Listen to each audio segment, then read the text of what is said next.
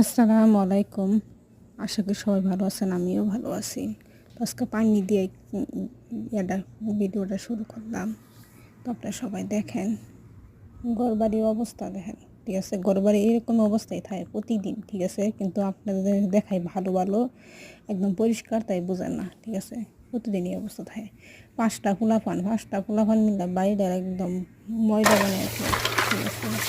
এরপরে বলা গেল মহিলা যে খারাপ মহিলা পাইছি তার বাইরে, ঠিক আছে।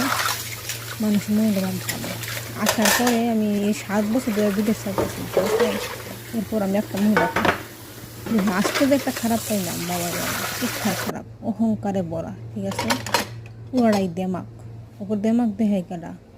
মাইয়া না থাকলে বাসা পচায় রাখে, দুর্গন্ধ বাড়ো, আর মাইয়া থাকলে দেমাক বাড়ে, ঠিক আছে।